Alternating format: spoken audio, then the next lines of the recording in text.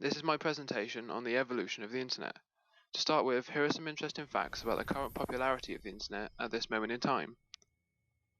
In the last 12 years, the internet has grown by 566.6%.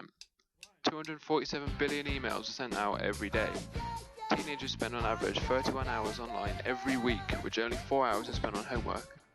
20 hours of videos are uploaded on YouTube every minute, and every second 28,258 internet users are watching something they shouldn't.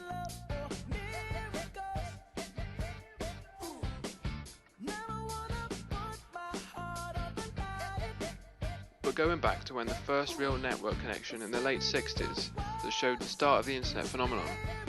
On October 29th, 1969, with the US military funding of a research network, came ARPANET. ARPANET was the first operational network to run on packet switching technology and was based on designs by British scientists Donald Davis and Lawrence Roberts of the Lincoln Laboratories. With packet switching, a data system could use a single communications link to communicate by collecting data into datagrams and transmitting these packets onto the attached network link. Each packet could be routed independently of the other packets. Unix followed in the same year, a multitasking, multi-user computer operating system which proved to be a major milestone in the development of the internet.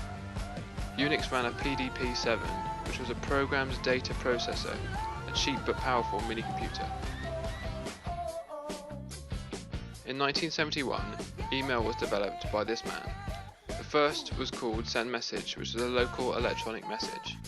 It was the first email from which the ARPANET researchers and programmers would leave messages on the network computers for one another.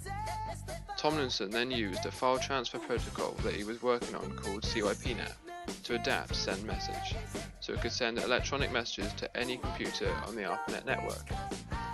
2 years after, in 1973, the first transatlantic connection was made, and the popularity of email grew, which led to 75% of ARPANET network's activity being email alone. In 1977, the PC modem was developed, which had played a major role in the explosion of the internet. A modem is a device attached to or built internally to a PC. It provides the mechanism to connect a computer to other computers via a phone line.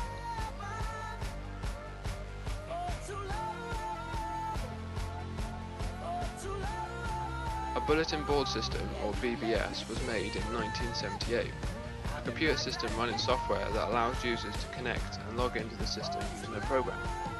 Once logged in, you can upload or download software and data. You can read news bulletins and message one another.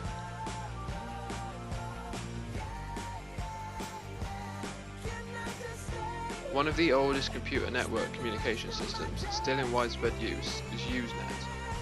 Made in 1979, it was an internet discussion system, similar to BBS, which used mail and file transfer. Heading into 1980s, ARPANET switched to TCP/IP in 83, and in 84, after the internet hit a huge boom, a DNS system was introduced, a domain name system which created easy to remember names which could be translated easily by computers and humans alike.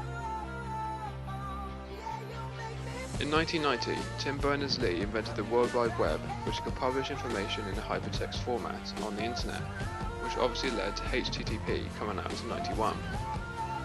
Browsers started to follow, with Mosaic coming out in 93, which allowed users to view websites safely. Due to the internet becoming so popular, after 94, internet traffic more than tripled each year as the amount of users went off the scale, and eventually the daily internet packets passed 3 million a day. The World Wide Web became one of the most historic inventions yet. With popularity came viruses. In 1988, the Morris worm was the first major attack on the internet, disabling 10% of the 60,000 host computers, which led to there now being billions of worms and viruses attacking our computers for personal information. This is why security needs to be constantly updated, and these attacks will never stop. The internet now is everywhere, in our phones, tablets, laptops, computers, e-readers and so much more. It's literally taken over the world.